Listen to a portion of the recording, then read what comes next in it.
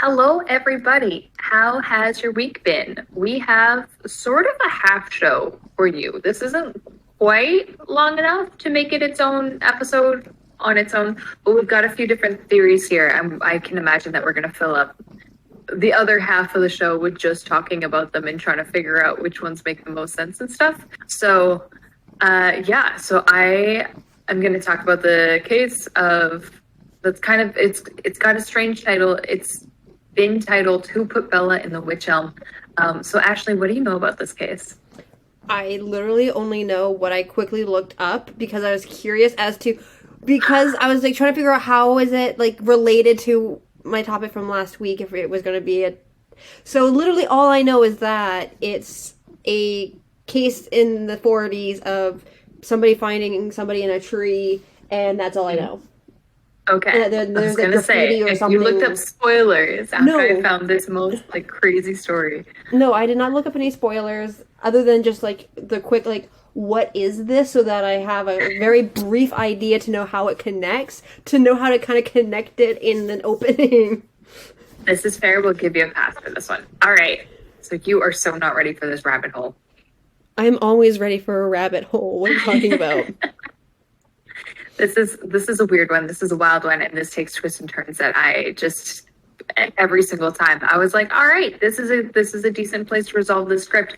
And then something else came up in my research and I had to just keep going, and it like literally like 3 or 4 times. I was like, all right, this is probably the end. Oh, wait, what's this? I just want to double check this fact real quick. Oh no, that leads to this. And it just kept going.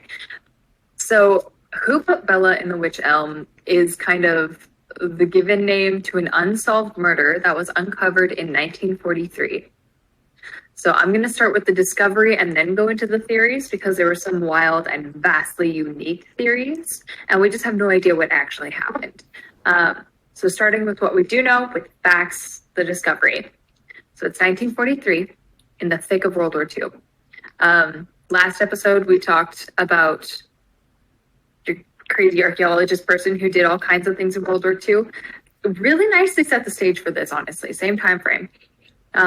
Good. I'm like, at least something actually set a stage. But we're not in France, though. We're in England. Anyway, thicker World War II. 4 boys are poaching in the woods near Hagley, the large village in Worcestershire. Nope, Worcestershire. I don't know how to say it. I looked it up and I felt so confident, and now it's gone. Worcestershire. I think so. We'll say it like that. We'll pretend that's correct. So they were looking for bird eggs when they came across a large wych elm tree, which is, great big tree, fanned out arms, like it's really easy to climb, great for egg hunting. So they decide to search it.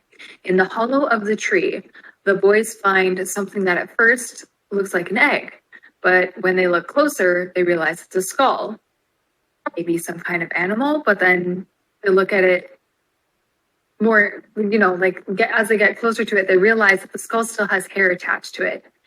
And the teeth are crooked, but they're human. And so the boys flee the scene. They realize it's a human skull and they get to freak out. Like they're absolutely terrified. I'm trying to figure out how a human skull looked like an egg to them. They just see the top of the skull. But like the top of the skull, like a human skull is, trust me, it is very... They're like teenage boys, like to kids. An egg. They're kids. They're kids, and they're just out looking for eggs. So they realize it's a human skull. They freak out naturally, lose their minds, and they flee the scene. But since they've been poaching eggs on private property, they realized they wouldn't be able to tell anyone about their discovery without getting in trouble. And so they decided to keep it their dark secret. One of the boys, however, was just too shaken by the discovery and ended up telling his parents what they were doing and what they had found. Now, poaching eggs wasn't the problem at this time. A lot of kids were doing it. It was World War II. Everyone was hungry. People were finding food where they could get it, but they were on private property, and that's kind of, from what I can find, that's like the trespassing was what they were more scared of than the idea that they're grabbing eggs. Yeah, exactly, right? So this boy was it was too much. He told his parents he had to get it off of his chest, and they naturally did the responsible thing and reported the findings to the police. I don't think the boys got in trouble. I don't think trespassing was nearly as important as finding a human in a tree. Yeah. But obviously the police had to rope off the area and investigate the tree themselves. So they went and they did that. So they found the skull, they found the full skeleton attached to it, all within the hollow of this tree.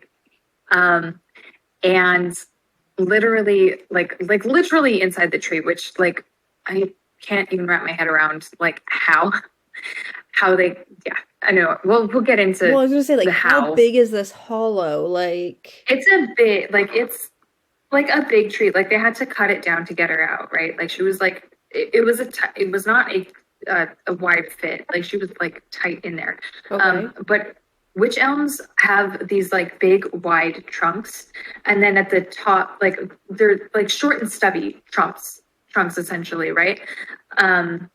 Like it's not much taller than like above your head before the branches start splitting off. Okay. So the hollow was like at the base of where the trunk or where the branches started coming out of it. If you think kind of like a weeping willow, but if the branches all went like up like a normal tree, sort Yeah. of, which we can put a picture like in the Instagram of the tree. So it's like it's a decent size around. It's not the tallest tree in the world. It's pretty easy for like a few kids to climb up, right? So it's like it's not, Yeah. short and stubby.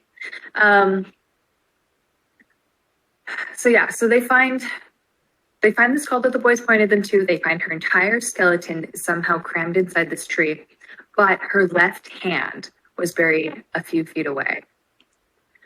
A piece of fabric was stuffed in her mouth. They found her wedding ring and her shoes. Her clothes still hung on her body, all poor quality, cheaper materials, so she likely wasn't a wealthy woman. They knew she had brown hair and those crooked teeth and thought it wouldn't be hard to find out who the woman was because of her The dental print. Yeah. But they never did. They did find out a decent amount about what she looked like. So she was between the ages of 35 to 40-ish. She'd had at least one child, from what they could tell from the physical evidence they got from her body. Yeah. She was about 5 feet tall, and and they had a complete description of the clothes she would have last been seen in because she was still wearing them. From what the investigators found, she was hidden in the tree very shortly after being murdered, about 18 months before the discovery. So she was probably murdered in October 1941. Forensics determined that the cause of death was suffocation from the fabric in her mouth. And they figured that she wouldn't have been able to have been hidden in the tree if rigor mortis had set in, essentially. So they figured either they killed her and then put her in the tree immediately, or she was not quite dead when they put her in the tree, whoever they is, whoever her murderer is, right? Yeah. So this is all the information that they have. That's it.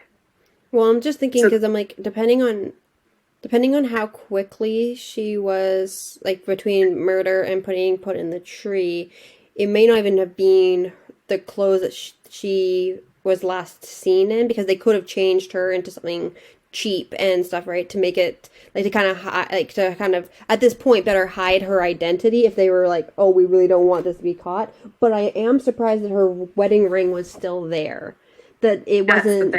It's afraid. So I'm like, it was a crime of passion, not a burglary. Because if there was a burglary, that ring would be gone, and anything valuable off of the ring her. Was the only thing that was remotely valuable. So if that's still there, it's definitely not because they've stolen anything. She at least was wearing, unless she had like a purse or something that was stuffed with cash. Who knows? Yeah. But yeah. So good point. Theories, so many theories, and we'll take that into consideration as we go through them a little bit. So they've gathered all the information that they have, right? And now it's World War II. Yes. There's a lot of missing people, but they're going to do everything that they can to see if they can figure out if she is someone who's already been reported, right? No one came forward or could identify her immediately, just based off the description that they have. No one locally came forward. There were so many people missing during World War II. It like finding a possible or finding a matching description seemed impossible. It was like finding a needle in a haystack. Yeah. So they took that unique tooth pattern and checked it against dental records of every office in the area. No records matched. They so far cannot find a paper trail. They cannot find any connection to who this woman might be. So some started people don't have answers. They start theorizing. So some people started theorizing that she was part of a traveling community that had been camped nearby at the time, or perhaps the results of a night of drinking and bad decisions, but nothing could be confirmed. Well, This woman, and there was no, I'm guessing, I mean, I don't know if they would have noticed at that point, but like, if her teeth were kind of mangled and stuff, right? Like, was there signs of abuse or like physical impact to the jaw that would have moved the teeth? And so, especially if she's been sitting for like 18 months, that it would have set to maybe look like it was meant to be like that, right? I had the same question, but like your bones, like they don't heal. So if she's like there for 18 months, you'd still see the fractures and stuff, right? They had a forensic pathologist. This is why I was asking you about forensic anthropology and forensic anthropologists and stuff like that, because they had a forensic pathologist on the scene. So so the forensic pathologist is specially trained to perform autopsies to determine the presence or absence of disease, injury, or poisoning. Yeah. And they didn't mention, I didn't find any mention anywhere about her teeth being like that because of an injury. So I'm going to assume that lack of confirmation, because they would have mentioned that. Like we've got like a handful of details about her. There's no way we wouldn't have mentioned every single thing, right? Yeah. Well, and I mean, and it also could be like if she was actually quite poor, that she just never really went to the dentist because she didn't have the money to go to the dentist. This is the thing. It's the 40s. She's Right. not well off. Like it's not necessary. There's a whole world war going on. Like it's not necessarily like, it's not like everyone's doing braces yet. Well, it still doesn't like take away the option that she was abused before her death, right? Yeah. That's just how her teeth ended up being too, right? So yeah, that's possible as well. It's possible that she was in an abusive situation before someone murdered her. That's entirely possible. But there was nothing about her jawline being like that because of the murder, essentially. Like, there's no confirmed connection, at least. Yeah. Yeah, so people start sort of theorizing about where she may have come from. This woman seemed to just appear into existence in this tree. But she was a person, she had to be, so they kept looking. No new evidence is found, and so people will do what people do, and they start coming up with more and more theories. This is where things start to get weird. Okay, so we have all the facts about the situation. We don't really know what they mean yet. 6 months after the body was discovered, a message appeared, and it read, "Who put Bella down the witch elm?" Okay. Written in chalk, paint, something like that, vandalized on the side of a building. Then another, then another, then another. The wording changes slightly, but they all ask the same question: who put Bella in the witch elm? Interesting. Police aren't sure what to make of it. If it's a taunting killer or an anxious lover or loved one who can't speak out but wants them to solve the case. The first few messages seem to be written in the same penmanship, like the same hand, but the rest are presumed to be copycats. Well, and how, in the local papers and stuff, how public was their search for somebody, right? It was pretty wild. It was pretty well known. It wasn't so the very first one could just be somebody who wanted to gain attention and didn't have anything better to do, and they're like, let's just make this up, make this name up, and it's possible. I wonder. I don't know that it has that it was written by someone who had a personal connection to the woman in the tree. But I do know that the story blew up a lot more after these messages came out. So it's Okay. entirely possible it could have been some recent public awareness. We don't know. Yeah. No one ever came forward or like took responsibility for the first few writings. No one ever claimed those. So no idea. Yeah. So they continue to appear year after year, and sometimes they go away for a while, and sometimes they come back. Often they said that when something new came out about Bella, whether it was someone was, well, people started calling her Bella because of the messages. I should Yeah. clarify that as well. When something new, a book, an interview, something came out about Bella, people would like, it would kind of start up again. Like the copycats would kind of see the attention and start adding messages in the area, right? So the most recent appearance documented of this seems to be in 1999. So this continued on for 50 plus years after the death because of the copycats, essentially. So, but this was also the first name that was given to the woman, but they're never able to actually connect it. Like they weren't able to find like compelling enough evidence. By 1945, the messages, the witch elm, the way she died, the detail that her left hand had been buried 13 paces from the rest of the skeleton, which was apparently a custom that used to be used when witches were executed, led locals to believe that this was connected to witchcraft or Satanism. Okay. Yeah. It's a little bit of a stretch. I think. There was another killing in 1945 that was also apparently connected to Satanism, which kind of cemented this idea in their minds as well. Kind of the thought process, well, that guy over there was, murdered as a part of a satanic ritual, so maybe Bella was as well, right? So then we started seeing theories that, well, maybe she was a witch killed in a ritual, either to be rid of witches or as a sacrifice herself. Maybe it was a ritual gone wrong, or maybe it was someone who knew that she was a witch, kind of getting rid of her. So detectives on the case dismissed the witchcraft theory and focused their attention on the theory that the victim was a sex worker, with little to no evidence about who this woman was or what she was about. So, which doesn't feel much better No. given the way sex workers were treated at the time. Well, and especially with the fact that she did have her wedding ring still, so we know that she was married. She was wearing it. Why what would kind you- of sex worker wears their wedding ring? Well, and like, why wouldn't you go like looking through marriage records and stuff, right, and be like, who's missing their wife? They did go searching through like missing persons reports. They were digging through paperwork. They did, I'm sure, looked at marriage records. Yeah, but like they just the couldn't husband's find not anything. going There was if too many. like the husband's actually not going to be like, oh yeah, I'm missing my wife if he's the one who maybe possibly killed her too. A valid possibility. Going through and being like, okay, like, hey, have you seen your hey, have you seen your wife lately? Hey, have you seen your wife lately? I mean, Especially if you can find if we someone who's look at it- close enough to the physical description.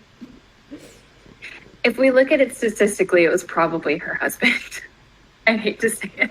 Well, yeah, like that is like I'm thinking like it's her husband who's like, oh, you're a witch because I don't like you and stuff, right? But thinking of witch with the B instead of the W.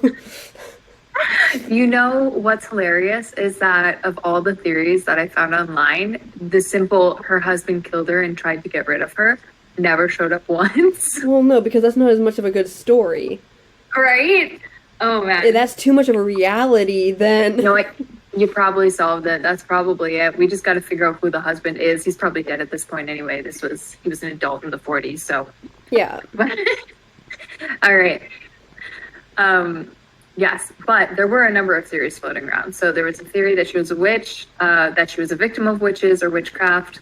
The police were working with the theory that perhaps she was a sex worker. Other suggestions had more to do with Nazis than witchcraft. This is Oh England yes, the during World War II. Nazis are going to kill one random woman and stuff her up a friggin' witch elm. So the first theory is that she was not a random woman, but Clara Borel. I think Borel. It's Bauerle. It's a German actress. Okay. I don't know. I don't speak German. I have no idea how to pronounce this. I have no idea what the rules are. Clara Burl. Let's go with Burl. Burl feels right.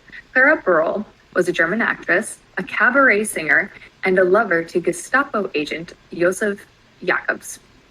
Or Joseph Jacobs, if you want to say it with an English accent. So, 2 years of her career had her performing in the West Midlands music halls.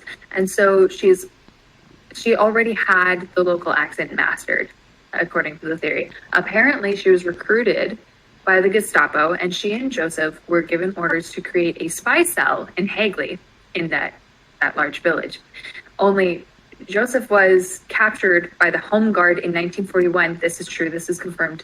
As soon as he landed in Cambridgeshire after parachuting down, and told his interrogators about Clara, his lover, who was going to follow him to England, including giving them her name and picture.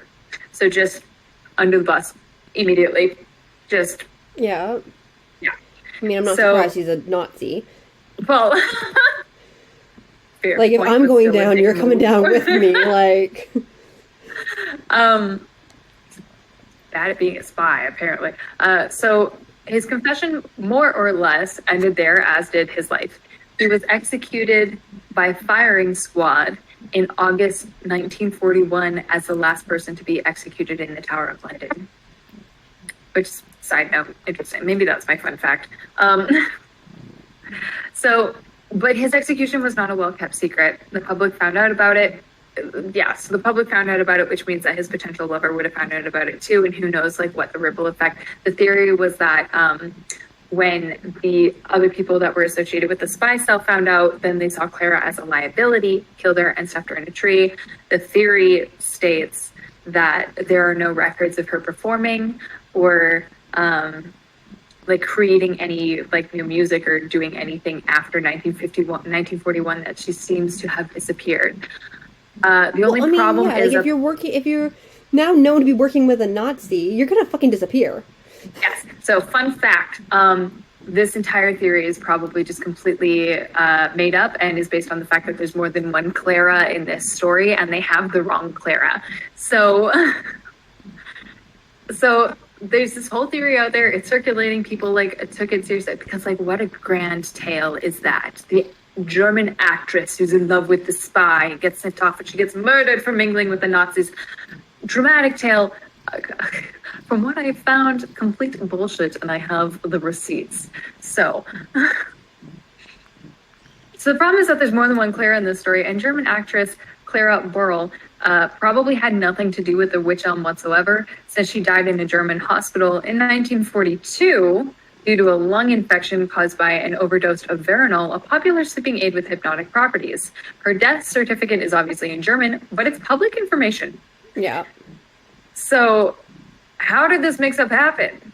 A lack of lazy journalism, perhaps.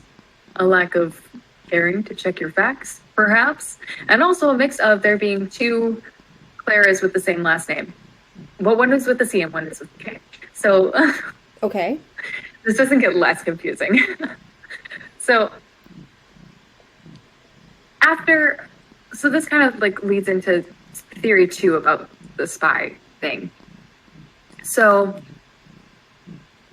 over a decade after Bella, quote, Bella, was found in the tree in 1953, a woman contacted a local newspaper and told them and later the police that she had information that the woman in the witch tree was a Dutch woman who had snuck into England and was killed by a German spy ring, which included a Dutch man and a music hall performer, among others. Sometimes the music hall performer was called a trapeze artist, and sometimes a music hall performer, depending on the source.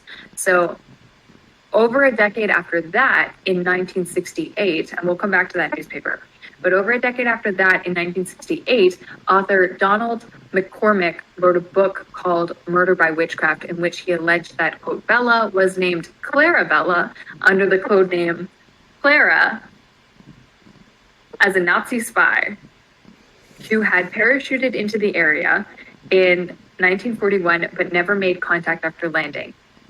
He alleged, I would love to know what his sources were, but he alleged that she was a woman named Clara Bella Dronkers, a Dutch woman living in Birmingham who matched the physical description of the woman.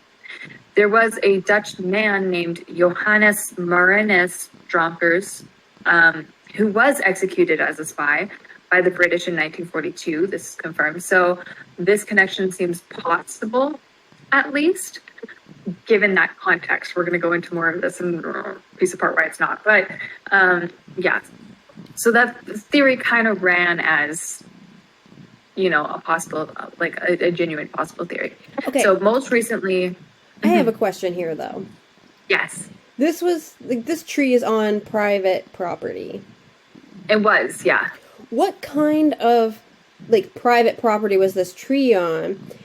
Like, was it somewhat fairly, like, within somewhat of a view of a house? Because then, who No. owns this private property? That Good wouldn't you freaking notice if a spy ring is stuffing a woman up a tree on your land? Unless this person was also apparently part of the spy ring. So, Like, and is the person who runs the private property, is their wife missing maybe? yeah, no, I'm kidding. So it's inside, the Hagley Woods were located inside a Hagley estate, which, But once again, when you notice like so here's the thing. a Nazi spy ring on your property. It's a giant forest, like it's not like a giant forest, but it's a decent sized forest though. Like when you have that many acres of land, it's not like you can keep tabs on every corner at every time. Like if they just dumped a body there, who's climbing up the tree to check for bodies? I wouldn't. If I was a landowner, I'm gonna be like, Well, you know. now I am going to be checking my trees for well, bodies. now I am, but like, Like, who thinks of that? Like, so it's Hagley Estate. I don't know who owned it at the time. Oh yeah, sorry, here we go. One of the sources says it belonged to Lord Cobham. well, that's a name and a half. I know nothing further than that about the ownership of the woods. Literally, that never came up, who owned the woods. I did think about it, like, I wonder if the owner of the property had any clue about it, but from what I can find, he's not ever listed as a suspect. So Well, here's is my that because theory. she's wealthy and she's poor? I don't know. I'm not claiming anything. I'm just the messenger. Well, here's my theory then. Yes. She worked for him. And they were having an affair. Somebody was going to find out, so then they just killed her and put her and stuffed her in the tree on the property. And going, I who's see. going to come look at my private friggin' forest looking at a tree? It's on protected land. No one is going to come find her here. She's hidden forever. Yeah, pretty much. Right, Simba? Is that your theory too? We have Simba's stamp of approval. Yep. She agrees. All right. The butler did it. So the butler did it. Her husband is the butler. She is the maid. She's having an affair with the landowner. So I the don't butler know. is also the husband, which means the husband and the butler did it. I 'Cause don't it's know. always If the husband. I don't know if the butlers and the maids were really supposed to be married. I think you're supposed to be married outside of the household. But the It's butler World War maybe II, be you the. get who you get. But maybe it's the butler that did the crime for the Lord. On his behalf. Yeah. Don't worry about So there's three men and one woman in this Oh my story now. God. Oh no. All right. Oh my God. Okay. So theory number 2, right? So there's the woman contacts a newspaper in 1953, 1968, an author kind of takes this information and puts it all together into this story about Clara Bella, the Nazi spy. And then most recently, in 2013, the Independent newspaper from Birmingham, which is right nearby Yep. where Hagley Wood is, right? Wrote an article about Bella suggesting that Clara Burrell, the actress, was the same person as Clara with a K, Sophie Burrell, a spy named in the Home Office records, and that the English officers had misheard Clara Burrell as Clarabella when they asked her name, making Clara Burrell Clarabella or Bella.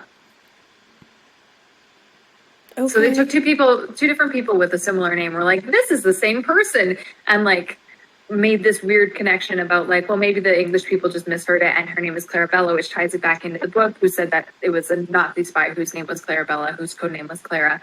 And then they point, as evidence, they pointed back to the music hall performer who is mentioned in the 1953 account, and said that must have been Clara Burrell, kind of disregarding the detail that the informant had said that Bella had been killed in the spy ring, not that she was a spy in the ring.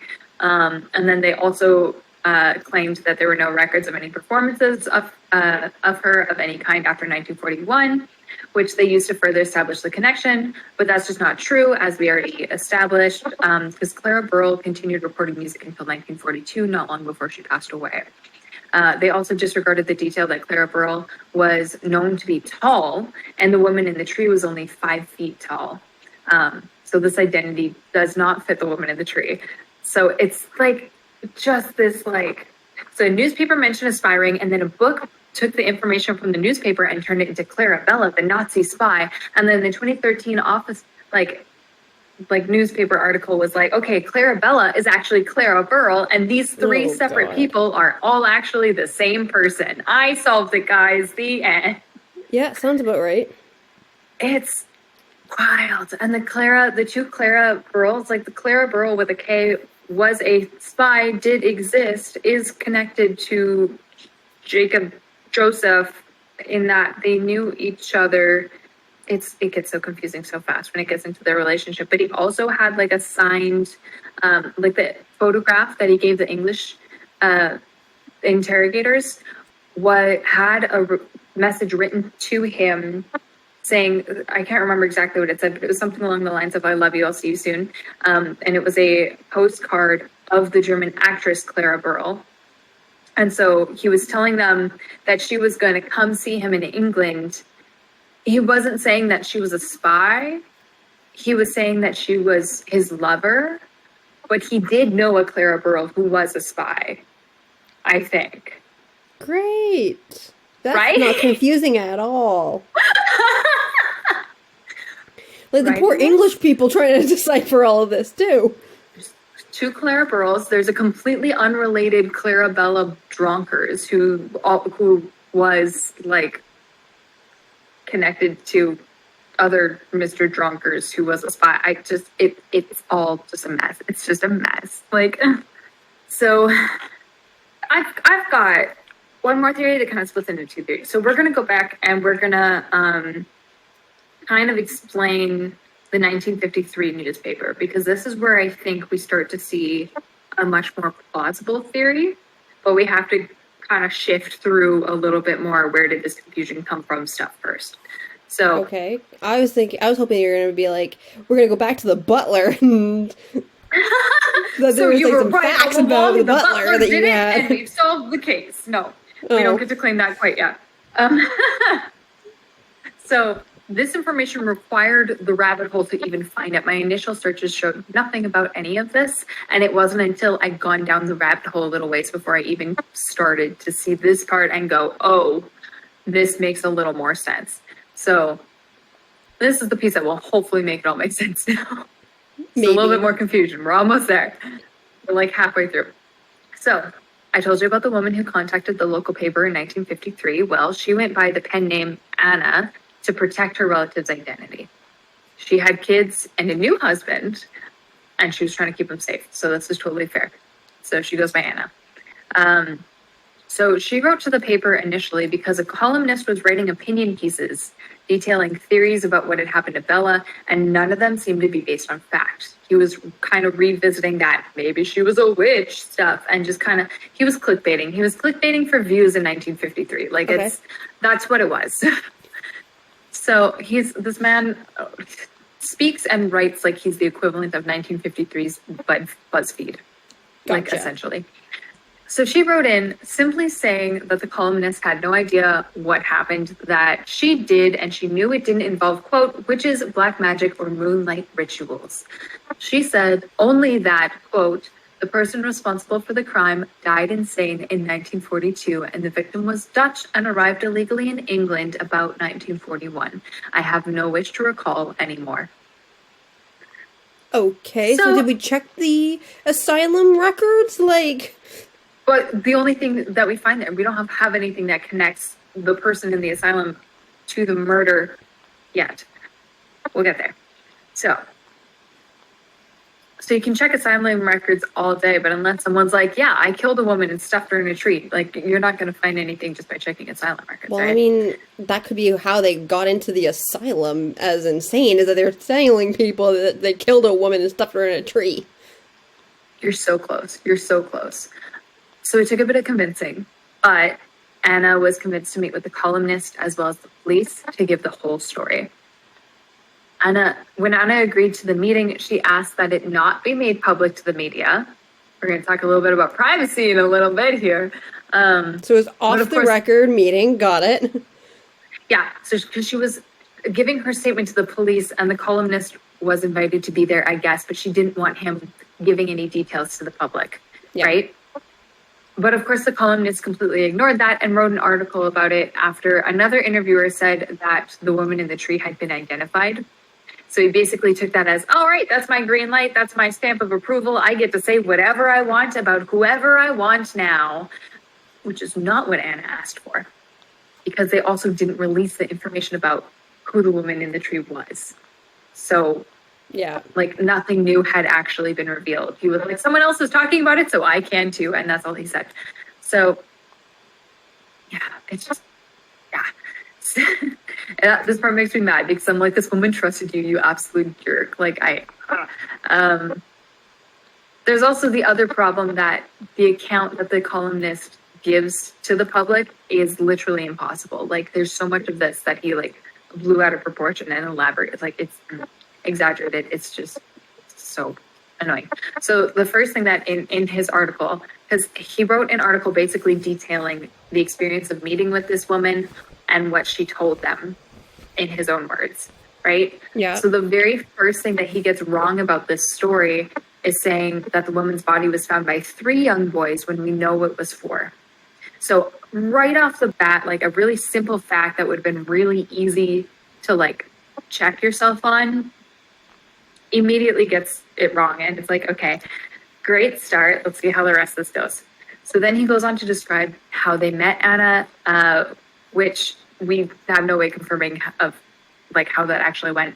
But then he begins his retelling of Anna's story, which she had said she didn't want to make public at that time, which is, so he said that, first of all, Bella had died in April of 1943, which is incorrect. She was found in April 1943, but she had died probably in October of 1941. Yeah. So another really easy fact to self-correct on, and he didn't, which just shows kind of the level of effort he put into making it accurate. Absolute zero. Absolutely none. So he said that a friend of Anna's had come to her that night saying that something terrible had happened. The friend had apparently said that he had been drinking, maybe? He was out with some friends, a Dutch man and a male trapeze artist who was later labeled as the, quote, music hall performer that was pointed to in the Clara Burrell theory. So the initial source that even mentions a performer says that he's a male trapeze artist. So I don't know how that switch happened, but...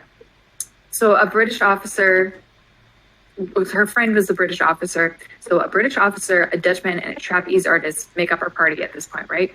So these are the 3 that we're focusing on. I'm trying to center it back in for clarity. So the officer, Anna's friend, was driving the car, and Bella was sitting in between the 2 men in the back of the car, Bella being the Dutch woman.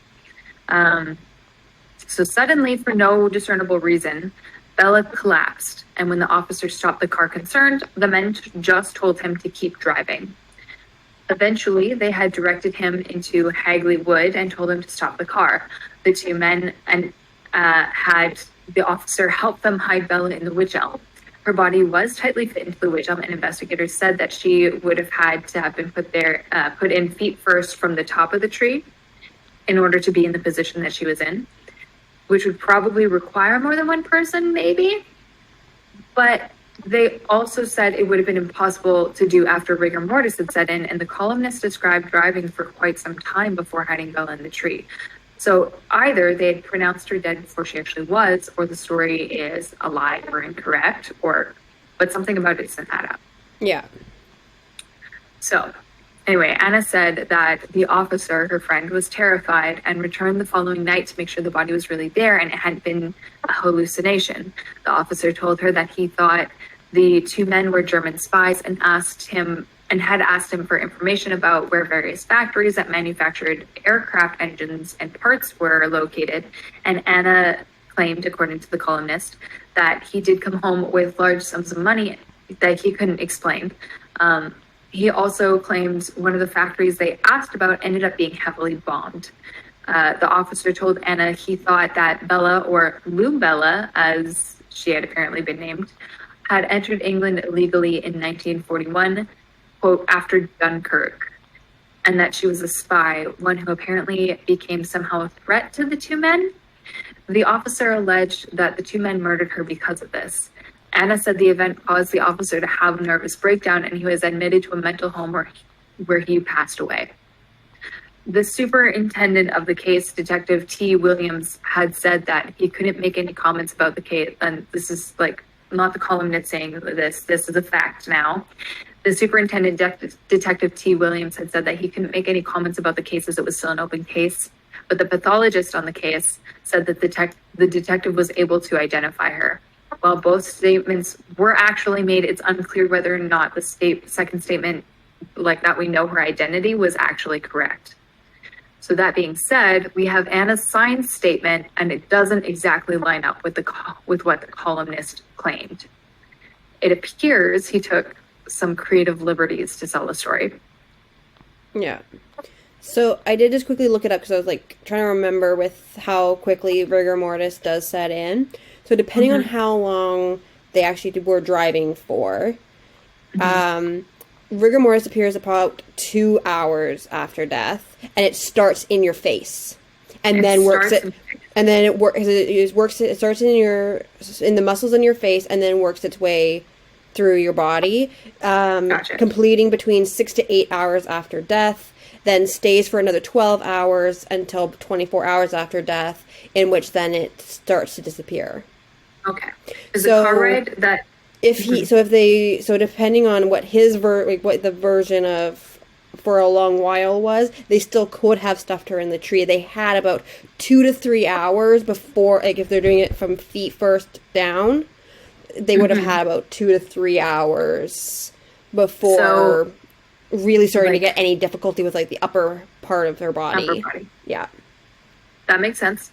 Geography breaks my brain, and geography in a country I've never been to breaks it even more. So I tried to follow the instructions on, like one of the sources had like a map of like where, like a very loose kind of sketch sort of map, not like a very clear like Google Maps road map sort of map about like kind of where things were. So I have like no concept of like space or time between like getting between these places. But the driver described going from, I can't even remember which cities, because he name dropped a bunch of different local areas that I'm not entirely sure where they all line up. Okay. But he described driving for a while, stopping, driving for a while, stopping, driving for a while, stopping in kind of like a sort of zigzaggy sort of route. Like it wasn't like straight line from here to here. Like it definitely got across that it was a longer trip, that they kept stopping. That he tried to stop a couple of times to ask for help, and the men just told him to keep driving. I can't say exactly how long this trip may have taken, but it didn't sound like it was a short trip. That being said, I also live in Canada, where a short drive is a half an hour. So I don't know what's standard for England, where you can drive across the entire country in a day. I'm not used to Yeah, no, exactly. So like, maybe, but Yeah. the source that I was reading that was like describing the columnist's tale of events and everything kind of also seemed to have come to the conclusion that the drive that he is describing is like longer than than the pathologist had said that it was, yeah, longer than the time window that the pathologist kind of made it sound like they had. Yeah. So yeah, but it's like, yeah, but we know that he took creative liberties though, because Yeah, exactly. like I said, we have Anna's signed written testimony. So here is what Anna, who was later identified as Una Hainsworth, and I am going to say this now because she was an adult in 53, so she's probably not around anymore. But here's what she had signed as her written statement. And I'm also going to say her name because she has her like legal name as her signature on that statement. So if you want to go look for it yourself, that will help you find it. So I'm just going to read it from her own words. So she has her name listed on the document as Una Ella Hainsworth. She has her address written on the document. And you can see for yourself, that's not going to help you find it. So I'm not going to, yeah. So her statement is as follows. I was married to Jack Mossop in 1932, and we went to live at the Bridge House, Womburn. At that time, he was studying to be a surveyor. The only child of our marriage was born in 1932, and he was christened Julian, and at the present time, he is somewhere in America. Okay. Which yeah, sure. My husband joined the AST in 1937 as a pilot officer and was stationed at Hamble near Southampton. In 1938, he commenced work for the Armstrong Siddeley Works Coventry, and subsequently he went to work at the Standard Aero Works at Coventry on Banner Lane. It was in 1940 that a man named, quote, Van Ralt came to our house. Number 39 Barrow Road, Kenilworth. I believe this man was Dutch, and as far as I know, he had no particular job, but I have a suspicion that he was engaged on some work that he did not wish to talk about. But in my opinion, it might have been that he was a spy, for he had plenty of money, and there were times that my husband appeared to have plenty of money after meeting him. Interesting. So this is where the spy theory comes. It's from a woman's guess at the perhaps nefarious underworkings of a man that she doesn't know really the situation of. Well, That's like where that might all be of the like spy theories came from. that would be like the fear of most people at this time is this random person from a different country. Mm-hmm. Especially Holland or Germany at the point where Holland has been taken over by Germany. That they would be a spy because they have lots of money and we don't know them and they just randomly showed up. And he doesn't seem to have a job. But my husband seems to have random amounts of money. Maybe they're just drug dealers. Who knows? He's a pimp. We have no way of knowing anything about that. So she continues. It was either in March or April 1941 that my husband came home and was noticeably white and agitated.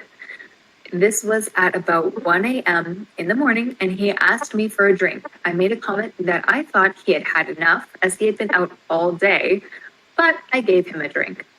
He then said he had been to the Littleton Arms with Van Ralt, and the, quote, Dutch piece that she had got, and that she had got awkward. So her husband was with this Dutch man who was with his Dutch like side piece. Okay. And they got her drunk. Okay. Oh, they had got awkward. That's what I'm presuming that means, is that they got her very drunk. So my husband was driving the car, which belonged to Van Ralt. She got in beside him. Van Ralt was in the back, and then she fell over towards my husband, and he said to Van Ralt that she had passed out. Van Ralt told him where to drive to, and they went to a wood and stuck her in a hollow tree. Van Ralt said that she would come to her senses the following morning, and as far as I know, my husband came home. He came home in Van Ralt's car, which was a Rover. I'm sorry. Mm-hmm. Who is stupid enough to believe that after sticking somebody in a tree, Yes. that she was going to come to and just magically get herself out of this tree? So here's the other thing. Maybe I'll finish reading this first and then we'll get into theories about this. But there's details that I mentioned at the beginning about how they found her body that don't make sense with the story. But we'll circle back to that. So she continues her story. She says, I lived at Kenilworth until December 1941, and between April and December, my husband appeared very jumpy, and it was noticeable that he had more drink than usual, and appeared to have more money to spend. Hush money? I don't know.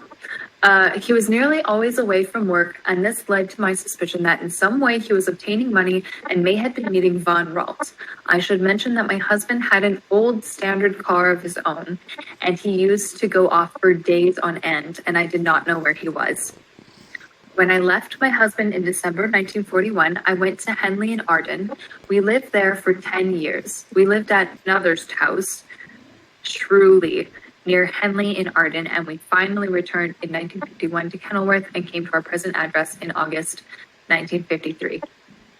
I saw my first husband, Jack Mossop, at Kenilworth on 3 occasions after I was forced to leave him in December 1941 and tried to get my possessions, including furniture, from the house. And on one of these occasions, it would be the last time I saw him, he told me what I thought at first was a further story to put me off, and it was as follows: that he thought he was losing his mind as he kept seeing the woman in the tree and she was leering at him. So he's basically saying he's being haunted Yes. by the woman in the tree. Yes, or at the very least, he's having hallucinations and nightmares about it because he's so disturbed by what he did. Okay. Just to come at it from the supernatural side. She says, he held his head in his hands and said, it is getting on my nerves. I'm going crazy. It was about June 1942 when I heard that he had been taken to the mental hospital at Stafford, where he died in August of 1942. I was not informed of his death at the time, and I did not attend the funeral because of this. The first I knew was when my present husband told me that an application had been made at the works, claiming money that was due to him and sending a doctor's certificate. And nobody from the mental hospital thought, hey, maybe we should have the police just follow up on this just in case. If it's a very, as far as they know, he's just a man who's lost his mind. For all they know, he's just succumbed to the illness or, whatever the thing was at the time. I still would be like, hey, Satan or look, whatever the topic was. quickly just send somebody, run out, check the tree, make sure, and then we know for sure if he's bonkers or if there's something we need to know about. Yeah, no. Like if I went to a mental hospital saying that he died before the body was found. Yes, I know, but I'm just saying if I went to a mental hospital saying that my husband for example, my husband who I had murdered is now basically showing up and stuff, right? But I'm pretty sure that they would have sent somebody to go check on my to go check on this. But that's not what he said. He said the woman in the tree was leering at him. Now, when you think of a woman in the tree, do you think of a woman who is dead and hidden in the stump, like the hollowed stump of a tree? Or do you think a woman who is climbing in a tree or peering through a tree? Depends on what more he actually told somebody. Like if he ended up actually telling somebody more of the story. But I don't think he did. And if he did, I think they would have thought that he was so far past delusion at that point that it was just in his head and that it hadn't actually happened. I still would have just checked in on it, being like, just send one person, just go check in where this guy says he's stuffed a woman. Let's. I don't know that he thought that specific, though, is my thing. At where do you draw the line between the ramblings of someone who is self-proclaimed insane and reality? I would still check it out to ensure if they're just ramblings or if there's actually truth to this. And now they've great gone due diligence that these people clearly did not do. yeah. Yeah. Yeah. I don't know, dude. I have no idea. I don't think Anna even had any idea of like how the intake process happened. Like she didn't know that he was there until after he was already in. Like, yeah, I don't know, man. So she continues just a little more. She says, I had no knowledge whatever of the Hagley murder until an article appeared in the Express and Star newspaper. So those were newspapers that were reporting on the case. Neither had I read anything before, which could in any way be connected with the incident I have told you about. I have not discussed the matter with anyone, and it was not until I was reading the details and bearing in mind the possible date when the woman met her death that I in any way connected this with my husband's statement to me in March or April 1941. And because of the articles referring to witchcraft, etc., I decided in the first place to write a letter and sign it Anna. I put the sufficient clues in the letter which should have helped to identify me, to have identified me. And it was only because of a subsequent appeal in the newspaper, as I felt I ought to say what I know of this matter, that I decided to arrange to meet with you. I cannot add anything further, and because I am now married again with 3 small children, I hope that what I have said to you will only be used to aid the course of justice, and it is this which has prompted me to take the action I have. I was not treated too well by my husband, and do not wish in any way to rake up the past. But if what I have told you will help you in this matter, then the foregoing statement has been made by me voluntarily and with that end in view. I, of course, have no proof that what I have told you now is the truth, but bearing in mind my husband's condition and what he said to me at the time, I have done my best to recall it to help in the inquiry. Signed, Una Hainsworth. Okay. So here's what I get out of this, right? So this story most closely lines up with the facts than the rest. There's at least not any glaring major plot holes that have been obviously disproven, right? And somehow this has become the one that was most twisted to fit other theories. Her being a spy instead of just a woman, right? That just the wrong guy was interested in. The quote Dutch piece in question has no name. There is no mention of any performer. It's just 2 drunken men and the woman that got blackout drunk, and a stupid, stupid choice. I will say there are 2 things that I have a gripe with about this story. First of all, when did Bella lose her hand? Yeah. Because her hand was buried 13 feet away, and in this version of the story, the men just thought that she was blackout drunk and thought that she would wake up in a tree. Oh, ha, ha, what a funny joke. So when would she have lost her hand?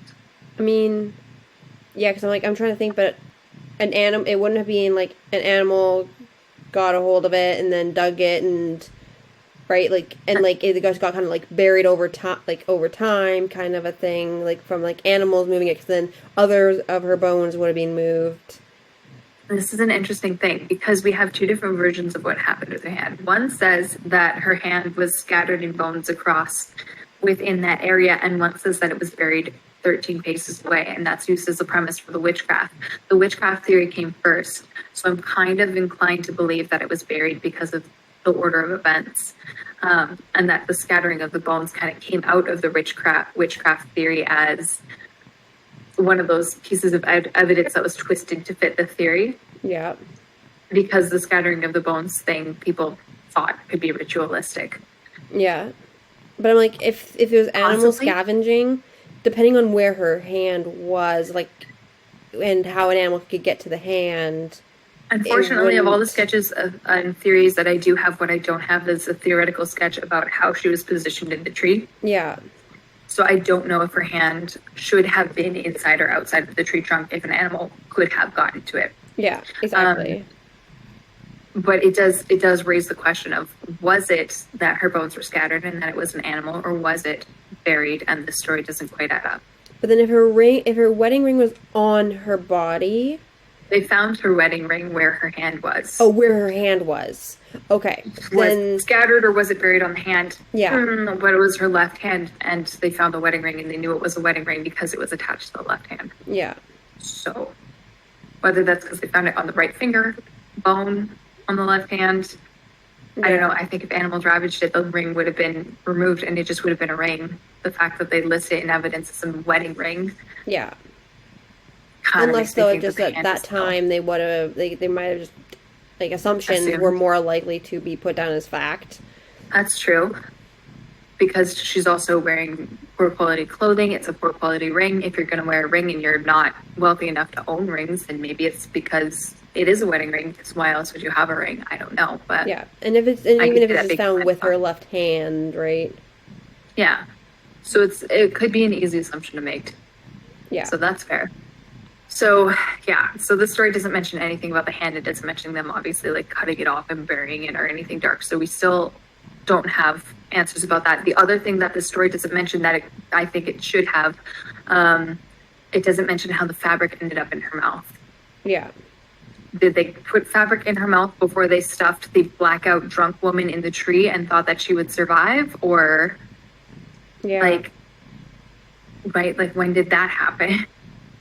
Well, and like the fact that they're saying that that she died of suffocation Because of the fabric in her mouth. because of the gag, like her hands had to have been somehow unable like to get to her mouth, kind of a thing, right? Which is why that's why I'm kind of questioning as to if it could have been animal scavenging, because if it was tight enough that in that tree or whatever, right? Unless like unless like one hand was like up, like reaching up and over, but then if somebody who owned that property was just wandering the property, you would have seen a hand theory? reaching out of a tree. In theory? In People can be theory, quite oblivious if they don't know what to look for. I'm pretty sure if you were walking through your own forest or riding your horse through your own forest and you just saw you would notice a hand sticking out of a tree. Okay, but see, here's my thing. If I was walking through my own forest and I saw a human hand sticking out of a tree, I would turn tail and I would run the frick out of there. I would not be sticking around But you to would call investigate it. somebody to go I in am and not- investigate it. I am not the person in the horror movie But to go you would've- investigate the clearly dangerous thing. But you would have called somebody to investigate it. You True. would have left it for 2 years. That's true. That's a fair point. A year and a half, 18 months. So Yeah, but like still, like that's a fair point. So yeah, I'm so like, it doesn't I'm mention not- the hand, it doesn't mention the fabric, which means it doesn't actually mention the cause of death. And like, it's like a pretty intentional cause of death. How do you accidentally, like the fabric, it was the same material as the fabric from like I don't know what it's called, but like the skirt under your skirt to like Yeah. poof it out. Yeah, it was like the same kind of material as that. I believe, from what I could tell from the descriptions that I found, that it was like a piece of that fabric that was pushed, like shoved in her mouth, right? And so it's like this kind of silky-ish sort of material from what I found, which is not particularly breathable. So it's like, okay, in what situation do you like spontaneously have to shove a piece of fabric in a woman's mouth? yeah. Well, to keep her Before- quiet. Shoving her drunk body in a tree, like to keep her quiet, right? Like, and then oops, we kept her too quiet. She suffocated and died. Like, what was this woman going through that's how she ended up dead? I don't know that the story explains that, but him being responsible for Bella in the tree certainly explains to Anna the story about her husband. Yeah. So I'm not questioning that Anna's story happened. I just don't know how exactly it pieces together. Yeah, like it's not as accidental as they're making it seem to be. Yeah. Right? Like, in my experience, blackout drunk people are very, very bad at telling lies or, you know, keeping things hidden when they want to say it. But I think either her husband was lying to her and he did so much more than he said, and that's what drove him insane, or like, I don't know how else to explain this story. Yeah. No, I agree. Like, But even with these two details, this is still the story that somehow fits the most. So I kind of think it might be the closest thing that we have to an answer. other than the butler. Other than the butler. Clearly the butler did it, you're right. You know what? Actually, that's probably what happened. Is that, okay, new theory. So Anna's story is correct. These two guys got shit-faced and dumped, like, they're like, oh, she's blackout drunk. We'll put her in the tree and she'll wake up. Her husband was secretly following her the whole time, following her because he knew that she was having an affair. And so followed her, watched them put her in the tree, and then he put the fabric in her mouth because he was angry at her. And then that's how she died, was because the fabric was in her mouth and she was in the tree, and then the animals came. And that's the running theory now. This husband that may or may not exist. Yeah. Exactly. No, we Well- cracked it. We solved it. Let's call up Worcestershire County and tell them that we've cracked the case. And I'm thinking, like, if it's a Dutch side piece, she probably would have been in a bit better clothing if like this spy knew her and was already like having an affair with her, that he would have bought her nicer clothing for when they go out together. If he has a really nice car, that I'm like, the poor clothing does not add up. No, I think that my guess is that either they weren't together very long, or they like met at the bar, Yeah. because they don't describe her as a side piece. We use the word side piece. That's modern, like modern slang, right? They described her as the Dutch piece. So I think that they met her at the bar and then took her along for this adventure, and the two of them were gonna hook up. I don't know if they ever did, or if anything non-consensual happened or anything like that. There's Yeah, because at that point they didn't have... the 40s. No one has a rape kit yet. Yeah. Like, you know, we have no idea. We honestly don't have proof that Van Ralt exists. Yeah. It's entirely possible that he was working under a fake name, or that was a nickname, or it was, you know, like not his actual like legal name. Like we don't have enough evidence about Van Ralt and who he was. Or the guy was already insane at that point, and...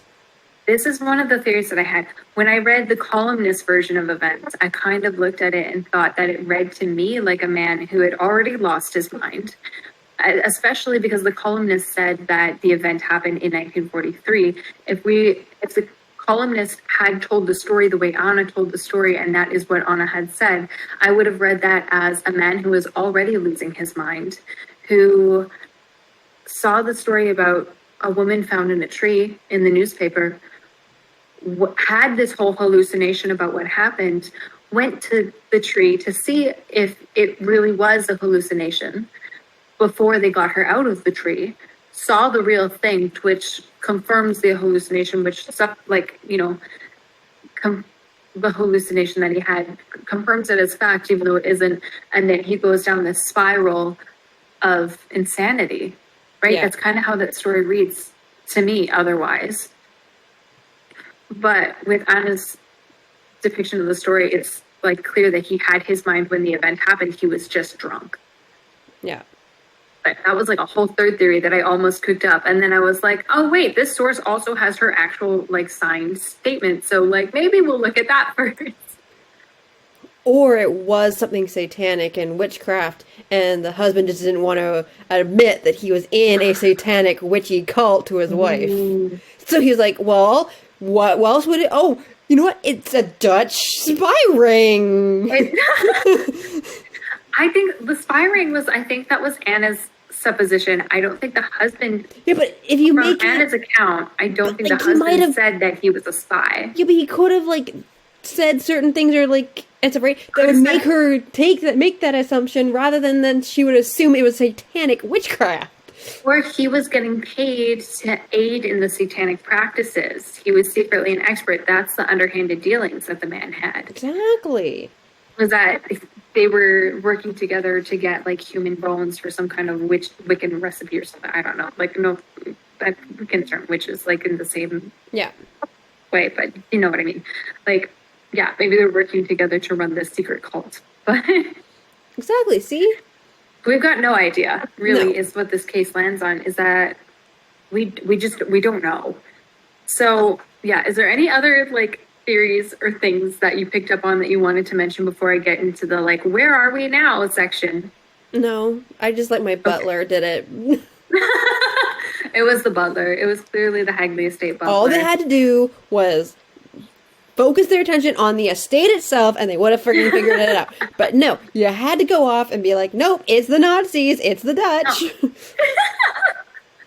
I don't know that anyone, like, I'm sure the police questioned it, but this is the fun this is the fun thing about the police reports and stuff, right?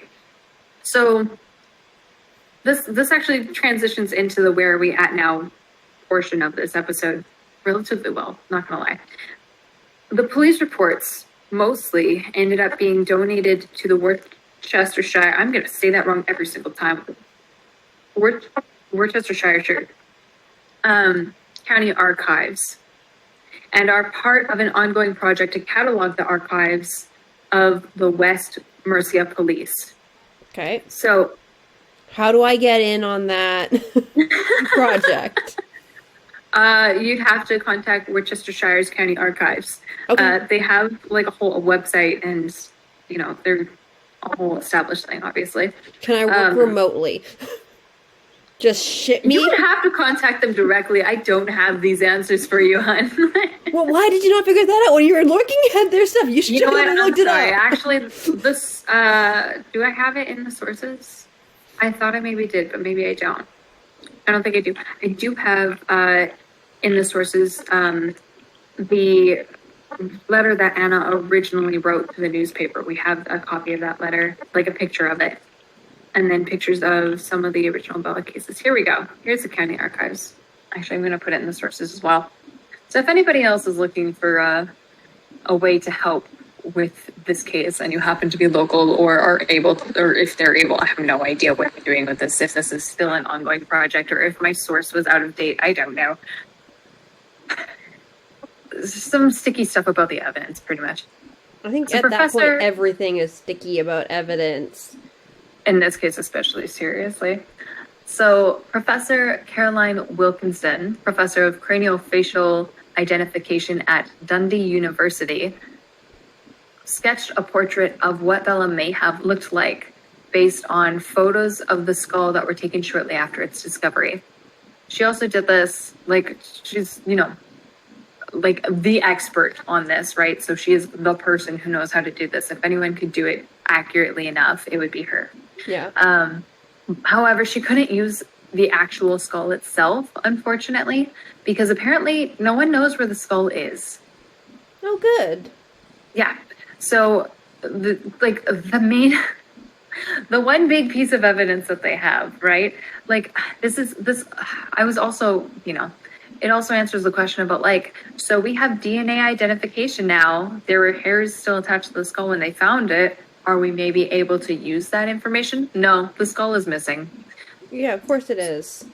Of course it is. So basically what happened, I mean, 70 years is a long time, right? So since the case, 70, what is it, like almost 80 now?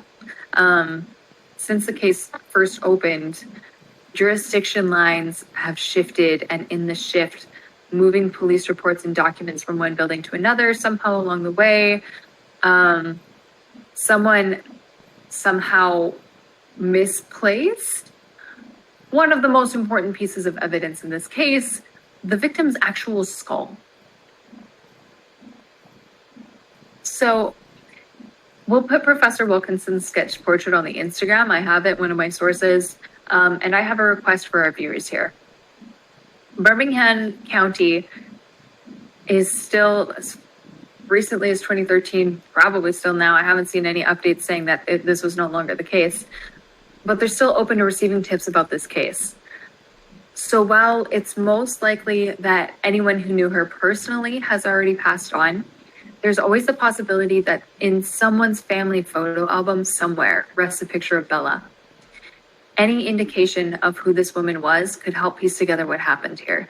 So if any of you are listening from England, Germany, or Holland and have access to family albums with pictures from sometime around 1940, somewhere in that kind of region of the world, please take a look at the artist sketch on our Instagram or from the sources in our notes and just flip through those pictures and see if anyone matches the description of a 5-foot brown-haired woman between the ages of 30-ish to 45-ish at the time, who could have possibly had a child, and see if you can find her face.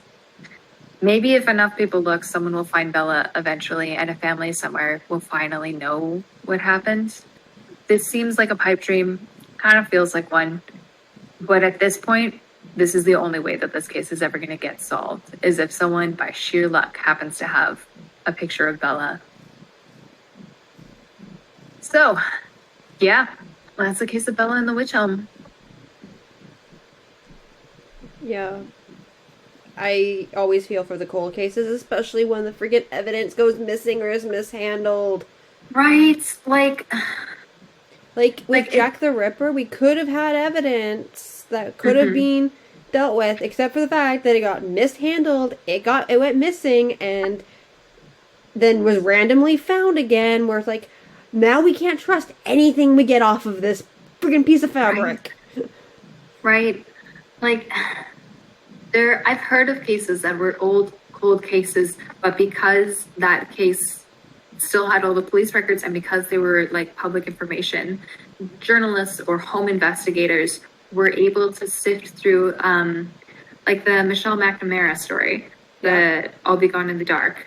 Her whole story about being able to use the evidence that was public information and talk to detectives and do the legwork, her and a whole community of people doing the legwork and volunteering their time. In her case, she wrote it into a novel.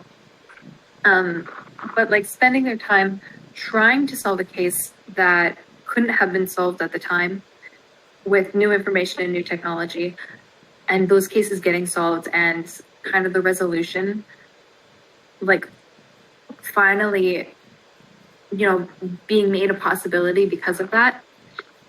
In this case, we have some of the reports, most of them, probably, but we'll never know if we have enough to actually solve this case now. Yeah. And we could have. And it's just like, I would like to think that we know better now and we know better to be more careful. And in some ways we are, but I am not naive enough to think that our justice system is much better. And I absolutely know that there are so many cases where evidence is mishandled and the wrong person gets convicted, or the guy gets away, or, there's obviously still so much about evidence specifically getting mishandled, but I feel like now at least we know better. So it's easier to hold someone accountable when they've mishandled evidence. Whereas back then, just nobody knew. So there was no accountability because no one had that higher standard. Now we know what the higher standard is. So at the very least, when people screw up on purpose or otherwise, then there's something that we can do about that. We can point to that and say that's not correct. And hopefully find ways to create kind of like security fallbacks and make it more and more difficult to mess this up. Yeah. No, I agree. So to answer the question of who put Bella in the Witch Elm, the butler probably, but we'll never know. Exactly. Right, but we always blame the butler. I don't even know if Bagley Estate had a butler, to be honest. If they're a lord, they had a butler. Oh, a lord in the 40s, though. Is that still... Yeah. Yeah? Okay. Oh, yeah. Lords even now have butlers. I don't understand It's the world of rich English. people. It's the English hierarchy. Is that still a thing? Yes. Yeah. No, I know. I can't claim to understand it, but I am aware of its existence at the very least. I do have a butler. Her name's Simba. She does not do her job well. Simba is more of an observer. She's like a supervisor, more so than an actual butler. Yeah. Hmm. She'd be like the head of staff, keeping them all in line. She chooses who stays and who goes. Yeah. Yeah. If they didn't feed her at the right time in the morning, then they're gone. If they tried to pet her when she didn't request it explicitly. But she would be the one to put somebody in a witch elm if she needed to. Yeah, I really feel for this woman though. Like, I feel for like her family and stuff. Like if Oh, she still yeah. had family at that point. like never knowing. Exactly. And I mean, at that point, like, it happened so much that people disappeared. Like, it's a time of major war. Like, people disappeared all the time. There were like bombings and, attacks on the home front. And it just, like, a lot of people had to go through that same, like, I have no idea if my person is dead or alive, right? But most people, I'm sure at the time, pretty well assumed, and maybe this is part of where Anna's perspective comes from, but I'm sure they pretty well assumed that it must be because the enemy got him, would have been their default thought because it was so common and so likely. Yeah. Who's gonna think my person is missing? It's probably because of someone from my own country attacking us, Yeah. right? I would say that I also would feel for the tree, but knowing the ecosystem that comes with a body, Yeah. that tree It was actually it got a thriving. lot of nourishment. Yeah, that tree like ended up. Well, I mean, they had to cut down the tree to get her out. Well, then in that case, So I feel now- bad for the tree. The tree was like, "I'm thriving here. Why did you have to do this?" I can't say the tree is on my list of sympathies for this one. I'm not gonna lie. I'm gonna send you a picture of the tree. I probably could have done this earlier, but here it is. Is this before or after it got cut down? Okay, so this is not the tree in which Bella was found, but it is a similar tree Okay. to the one she was found in. This is a witch elm. Photographed, I think, from around that time. Interesting. My sources also have images of the skull, so incoming skull image. If anyone else wants to take a look at any of this, you can find it in our sources. Oh, God. That's actually like a really interesting. It almost is like the pictures that you would see of like an iceberg, where it's like this is what you see at the tip, and this is it's right, and then this is what you see underneath. Like it almost looks like the actual trunk of it could be like what you'd see underneath the ground usually, right? Like that's kind of cool. Right? Like if you look up a picture of a witch elm, you can see that there's like one of the pictures that came up has an image of like a skeletal-ish face coming out of a tree. It's like a sketched image though. It's not like accurate to how they found her or anything. Here's another more recent image of a witch elm. Again, this is not the witch elm. Oh yeah, this is going to be in Ben's history in his conversation with you. He is not going to want to see this. He is a very sensitive man, and I love him dearly for it because he keeps me balanced and keeps me from having nightmares. So, but yeah, so you see how this trunk is like, there's a lot of like things branching off of it pretty quick. This is a really, really old one. The first picture is probably closer in age, theoretically, Interesting. to the tree. It's probably more similar. So yeah, no, it's a pretty good sized trunk then. Yeah, like it's not exactly like it's a twig. Like Yeah, it's a pretty no. hefty base. Okay. Yeah.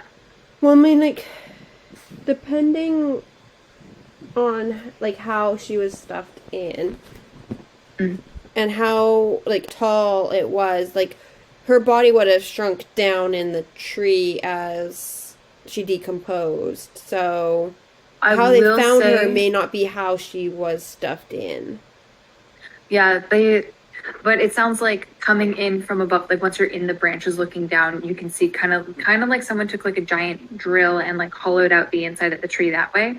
It Okay. sounds like that's the hollowed part, and that's how she was put in feet first, Okay. or like how she had to have been put in feet first. So like from the sounds of things, she's kind of just like standing in the tree, is kind of the sense I got from it. Yeah. I will say, search, like I literally just typed in witch elm, and I'm getting like all kinds of like pictures of people like theorizing about how she was positioned in the tree, and some of them are quite creepy. So viewers beware, if visual imagery frightens you, just proceed with caution. Interesting. Yeah. We also have an image that the police, also the sources, have an image that the police drew up themselves that was part of a police sketch that was like, if you've seen this woman, contact us. And it has notes about like what they noticed about her. Interesting. Yeah. It's an old-timey missing persons notice, essentially. So yeah, I thought that was interesting.